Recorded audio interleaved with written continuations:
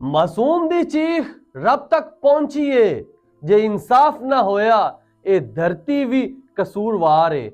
थाना रुडाला ਦੇ ਇਲਾਕੇ ਦੇ ਵਿੱਚ 5 ਸਾਲ ਦੀ ਮਾਸੂਮ ਬੱਚੀ ਦੇ ਨਾਲ ਜ਼ਿਆਦਤੀ ਤੋਂ ਬਾਅਦ ਉਹਦਾ ਗਲਾ ਦਬਾ ਕੇ ਕਤਲ ਕਰ ਦਿੱਤਾ ਗਿਆ। ਕਿਸ ਤਰ੍ਹਾਂ ਸਾਰਾ ਵਕੂਆ ਹੁੰਦਾ ਵਾ, ਰਾਤ ਦਾ ਵੇਲਾ ਵਾ, ਮੈਨੂੰ ਨੀਂਦ ਨਹੀਂ ਆਉਂਦੀ ਪਈ ਸੀ ਜਦੋਂ ਦੀ ਮੈਂ ਖਬਰ ਸੁਣੀ ਸੀ ਔਰ ਇਸ ਗੱਲ ਦਾ ਇੰਨਾ ਦੁੱਖ ਸੀ ਨਾ, ਮੈਂ ਤੁਹਾਨੂੰ ਦੱਸ ਨਹੀਂ ਸਕਦਾ, ਮੇਰੇ ਕੋਲ ਅਲਫਾਜ਼ ਨਹੀਂ ਹੈ ਜਿਹੜੇ ਉਸ ਦਰਿੰਦਾ ਸਿਫਤ ਇਨਸਾਨ ਵਾਸਤੇ ਮੈਂ ਕੁਝ ਬੋਲਾਂ।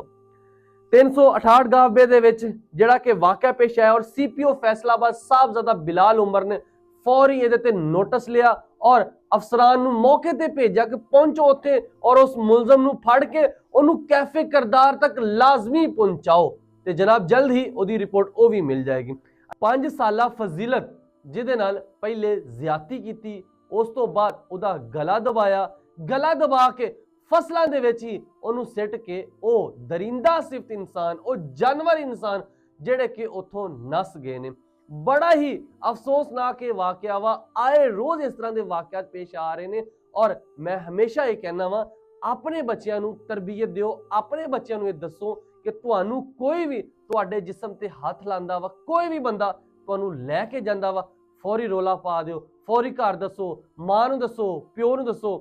इस तरह के वाकयात फैसलाबाद विच बहुत ज्यादा होंदे पे ने और ये बड़ा ही दुख वाला वाकया कि 5 साल की मासूम फजीलत ਜਿਹੜੀ ਇਸ ਦੁਨੀਆ ਦੇ ਵਿੱਚ ਅੱਜ ਨਹੀਂ ਰਹੀ।